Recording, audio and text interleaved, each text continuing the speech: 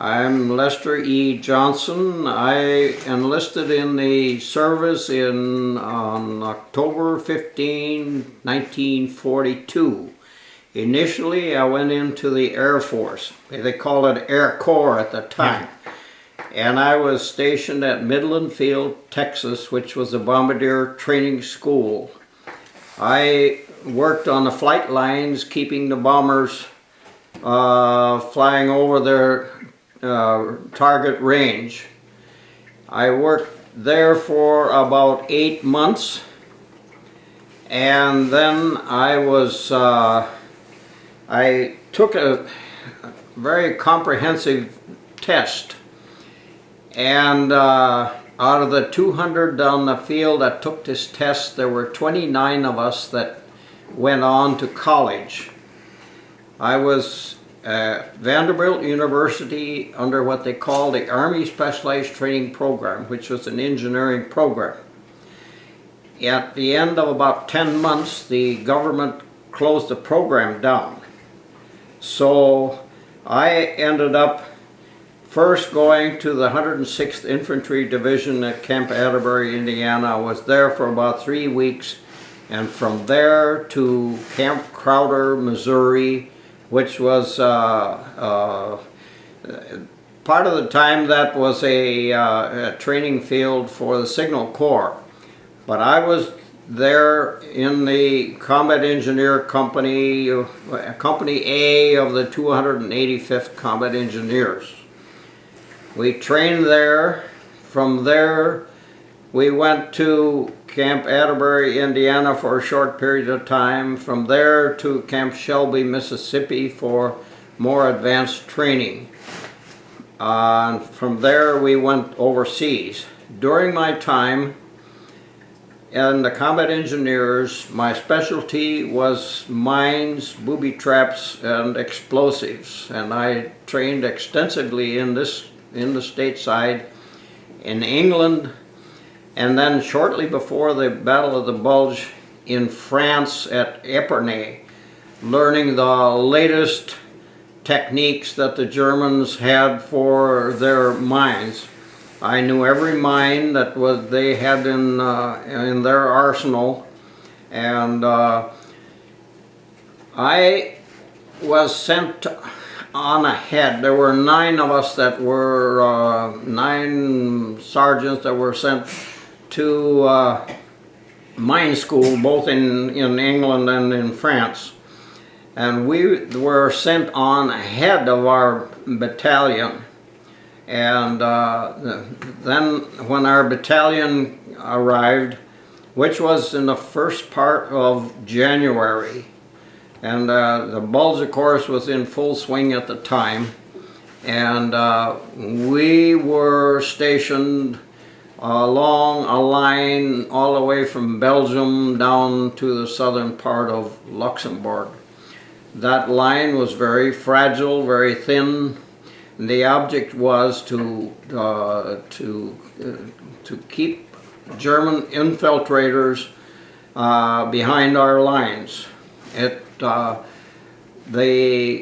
that time, of course, the weather was just terrible. The snow and cold and wet, and we didn't have the proper gear. I had trench foot, and but we had to suffer through it. I did spend considerable time on that front there, and I don't know how I can explain it, but it was just miserable time. I was a squad sergeant, and I was in charge of probably about 15, 16 men. During that time, I took out mines on the enemy side of the river, spent 3 nights across there, and I took out, I believe, some over 20 mines during those 3 nights. And that was in advance of the assault across that river. What was the river? Sour. Okay. And the Sour River. Part of our outfit was stationed along the Moselle river. And that. I was in the Patton's 3rd Army. Most of the time we were attached to either one or the other of the armored outfits. We spent quite a bit of time with the 4th Armored Division, with 11th Armored Division. After the time on the Bulge, then of course it was a mad rush to get across the Rhine River. And as you know, the combat engineers most of the time, or a lot of the time, are out forward of the armored units, because we had to take roadblocks out of the way. We had to take mines out of the roads. The Germans used explosives to blow what we call abattis. It's all these trees. They would follow them across the road, and we'd be up in there with these big chainsaws cutting them, and at the same time we had our people out front to keep the snipers in check. And some of those abattis were probably 8 feet high, so there was no tanks or tank destroyer or tank dozers that could push their way through until we got them cut through. Wow. Then when we got to the Rhine, we participated in the building of a pontoon bridge to get armored and get everybody across the river. There were several different companies or battalions of combat engineers that were assembling pontoon bridge, we call them treadway bridge sections upstream, and then they would float them down, and then they would catch them and then assemble them or connect them to the main bridge.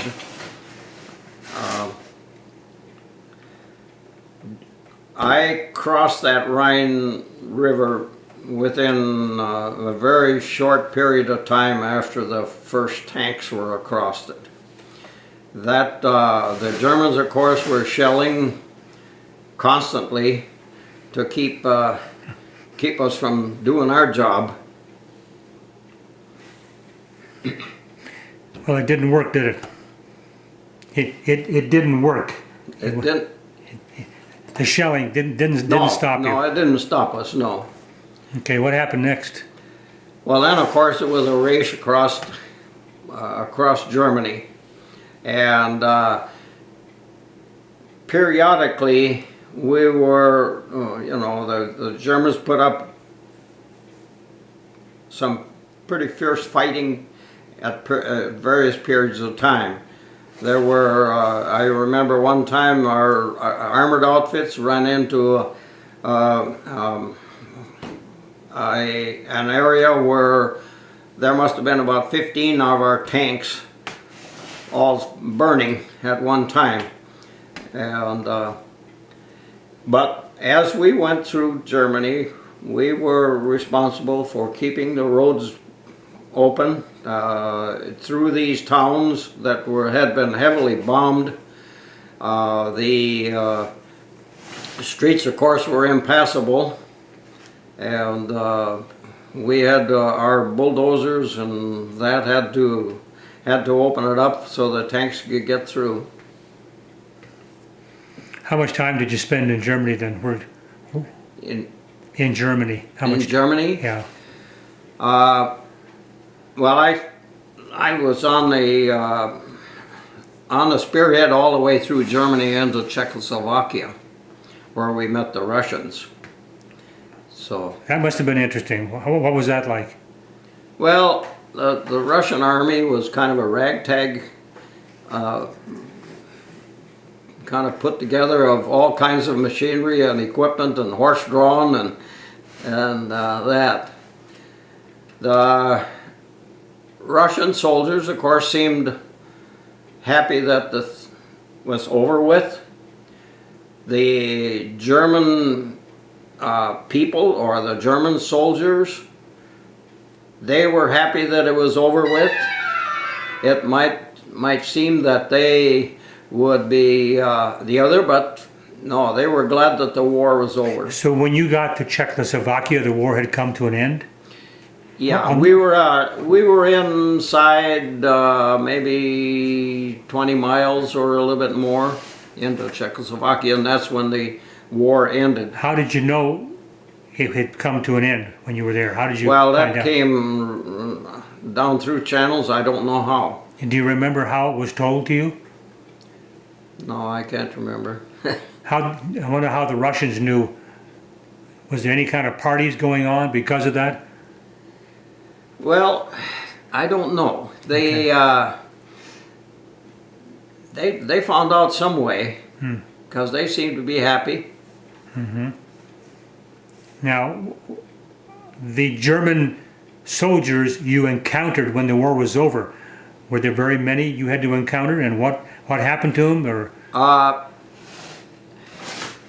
there were thousands and thousands of German prisoners, of course. yeah, And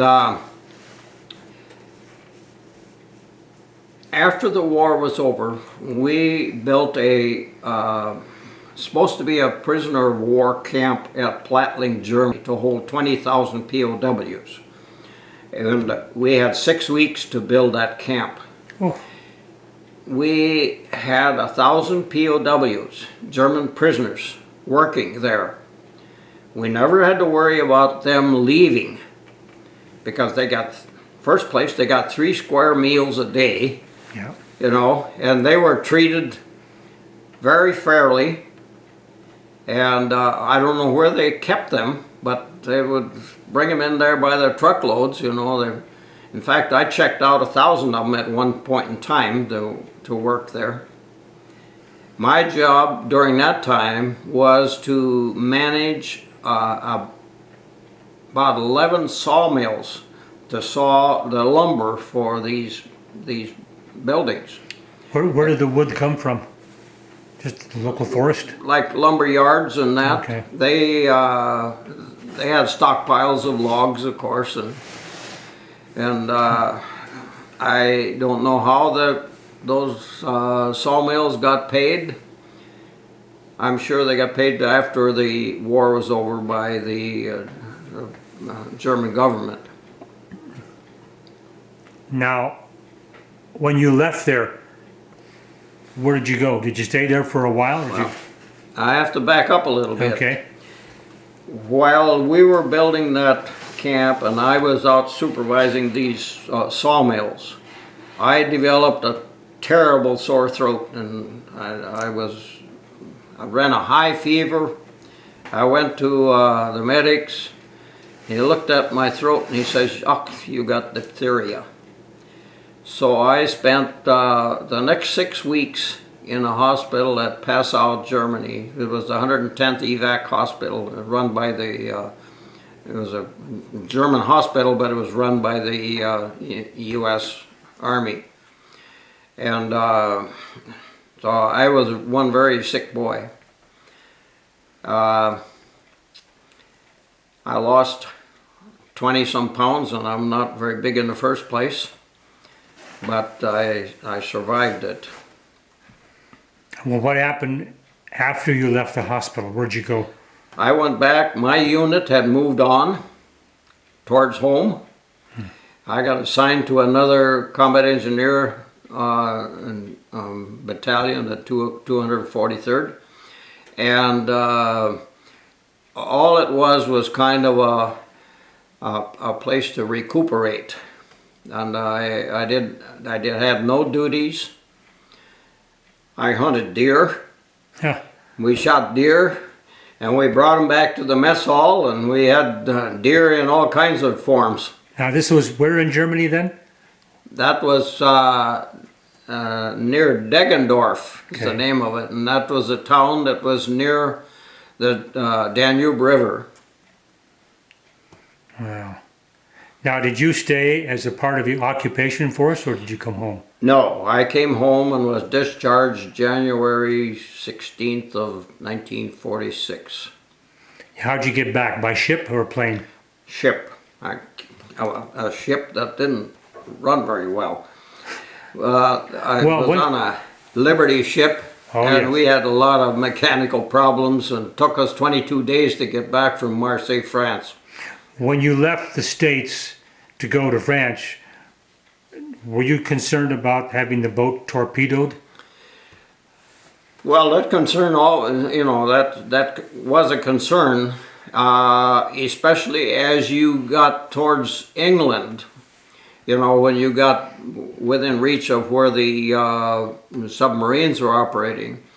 At one time, we were, the convoy was attacked by a submarine, but our tank destroyers, I think, were able to take care of it.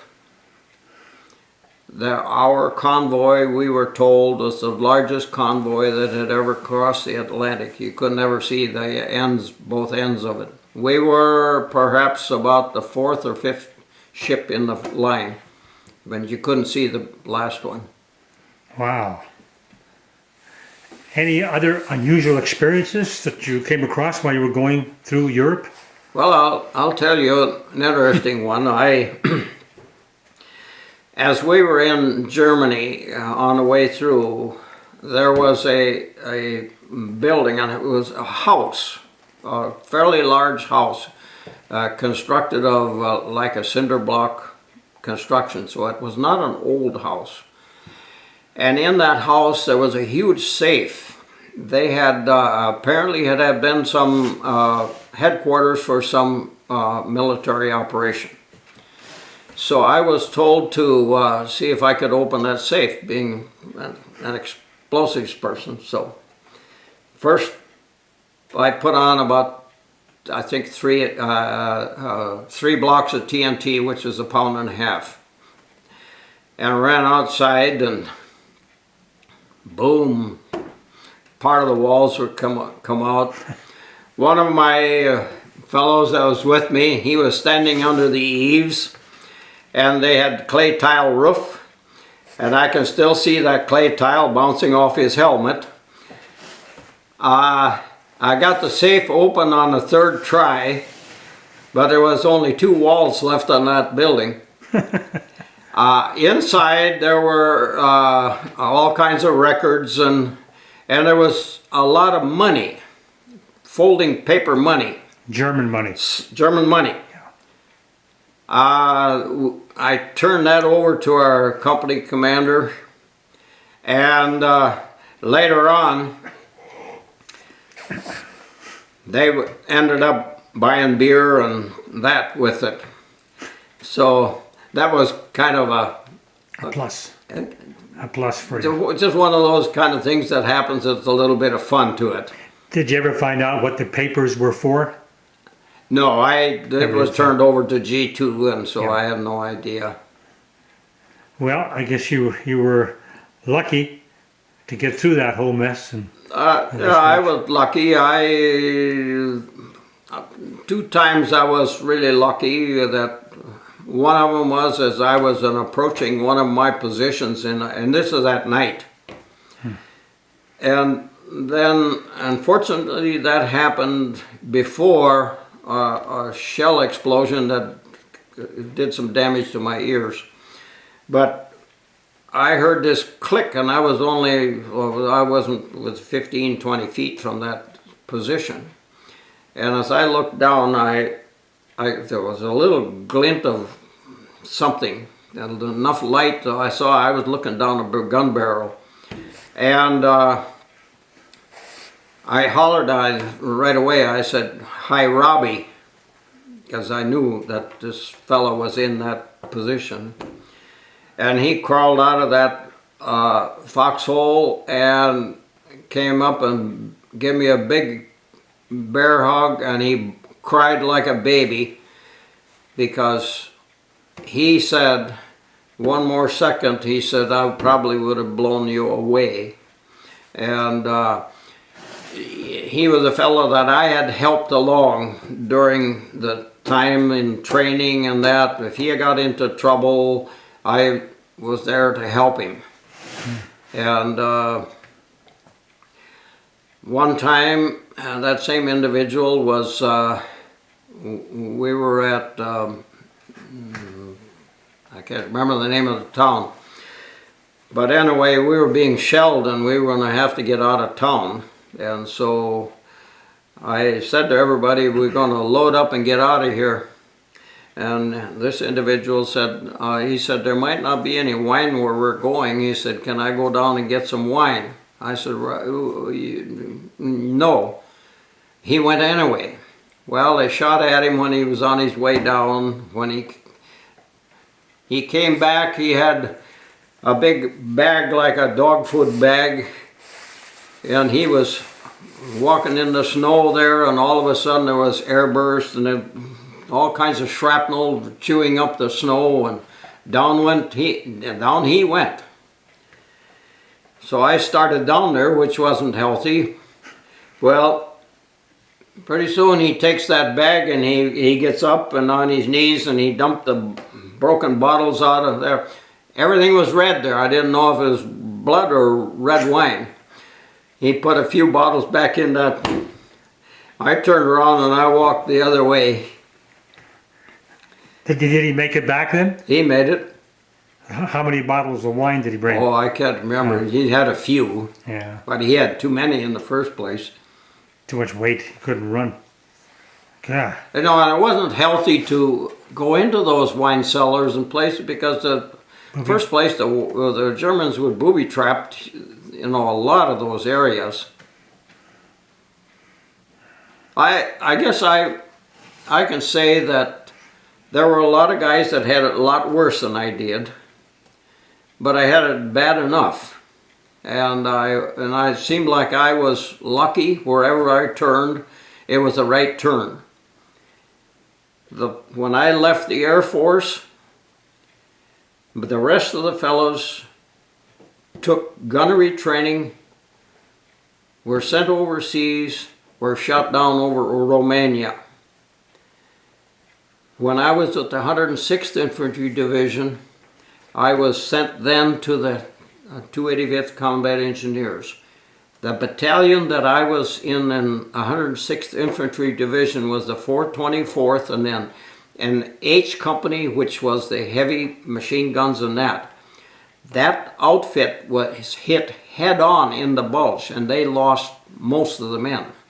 So I was dodged the bullet there. I just happened to be at the right place at the right time. Well, now when you came back by boat, where did the boat land at? New York? Yeah, right. Now when you left for France, did you leave New York? Yeah. Okay. Did you have a chance to stay in New York for a while and see it? No. We weren't there. We were only there a day or so, just, I guess. And they put you on a train? We went there by train from Camp Shelby, Mississippi. Let me back up. Where's your hometown? Where'd you live when you were drafted? Tamarack, Minnesota, which is about 50 miles west of Duluth. Okay. In Aiken County. And you got back from New York to your hometown by train? Right, yeah. Through Camp Crowder, Missouri. Okay, you had to go that route, then that... No, no, Camp Crowder, not Camp Crowder, no. Wisconsin. Well, camp in Wisconsin. So you went from Yep. New York to Wisconsin. Now, did you go by train from there back to your hometown? Yeah, right. Okay. Wow. Thank you for sharing that with everybody. Well, that's... It's important. I ended up with one souvenir in a way. I took off a German prisoner. Yeah, okay. Walther's P-38. Yep. I don't know if you care to see it or not. I got this off a German SS, a stormtrooper officer, shortly after the Bulge. And that was before or while we were on the way to the Rhine, because we had taken quite a number of prisoners then. It's a Walther's P-38, shoots a 9mm Luger ammunition. That Walther's P-38 replaced the Luger because the Luger was a finely tuned handgun that could not stand much Dirt. dirt. That bridge, we started that bridge in the middle of the afternoon. I was responsible for building the bents out in the center. That was my responsibility. And as we were, well, first I had to put on about 120 pounds of TNT on some steel that was in the way. And so I detonated that and got it cleared off, and I was working out there. No, I hadn't detonated it yet. And I heard a horse coming on the cobblestone streets across the river. The street paralleled the river. And I looked up. That horse thought the bridge was still there. And I can still see it to this day. That horse out in midair with his eyes wide open and his mouth open, and he hit that bridge where it's laying on down into the water, and he's down in there with that broken up steel and that. And then shortly behind, see, now we're overrunning the civilians. Shortly behind him was the owner, and he looks down. He says, "Oh, nein, mein Pferd." Pferd is horse in German. And I told him he had 5 minutes to get that horse out, or I had an interpreter tell him that he had 5 minutes to get that horse out of there. Well, then I thought better, and I had a soft spot. So we got over there, and we managed to get that horse up on his feet on something. He survived. And he didn't have any broken legs. And we pushed him off into that, and you can see that strong current there. That horse swam against that current across the river and up a ramp.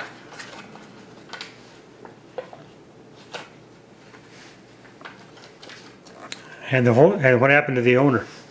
Well, the owner is in on one side of that bridge and the horse is on the other. So I don't know what happened. While we were building that bridge, we were shelled 3 different times. Fortunately, none of it hit us or the bridge. One shell hit behind that house that's up there. One down in the water, just about where that horse went into the water, and one maybe 100 yards beyond.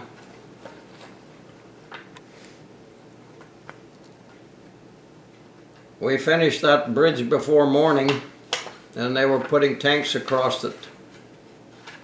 Did you ever go into any German POW camps? Yes, we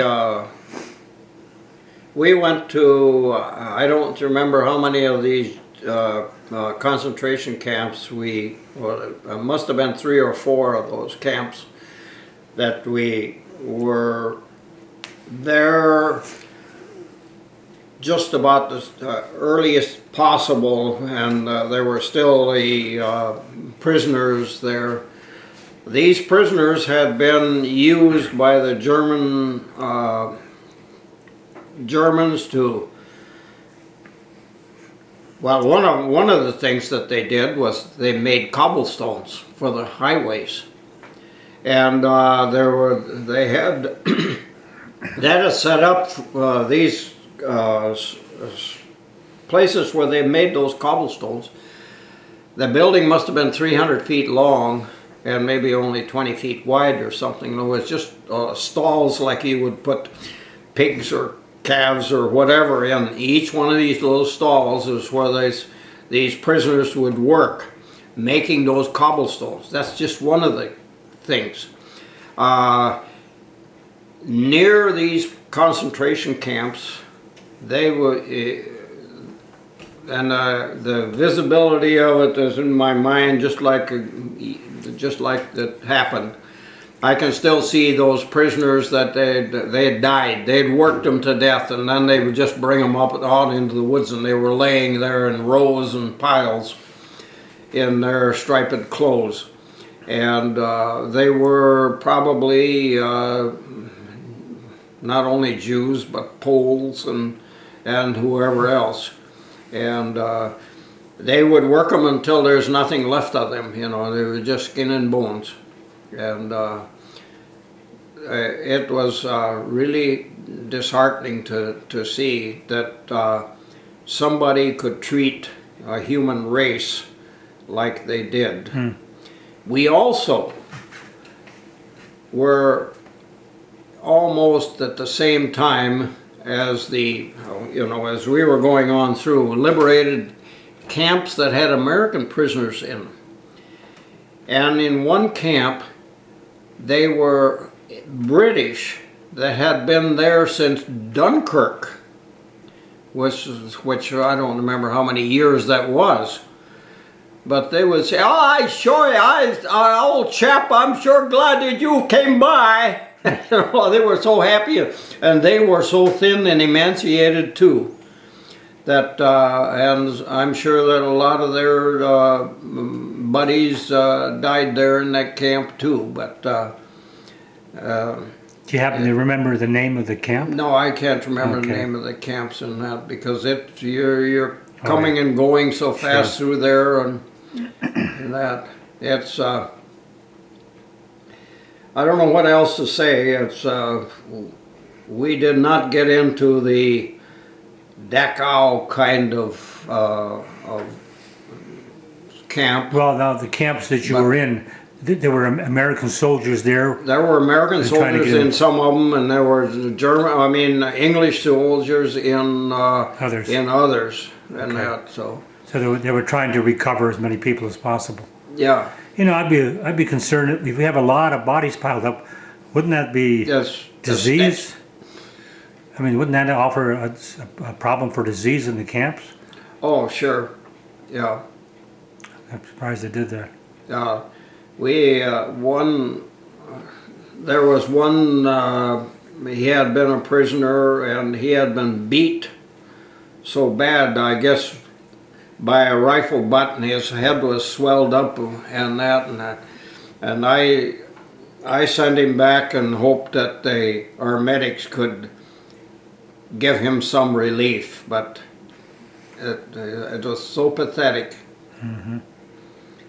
Wow. And what was your purpose of being there? To construct something at the prison camps, or are you just going through? No, this was on the spearhead going through. Oh, you were just going through. Okay. Yeah. You didn't go to the camps for a specific reason. No. Just going by. No. It. Okay. No. Wow. They were. Yeah, sure. Pretty tough.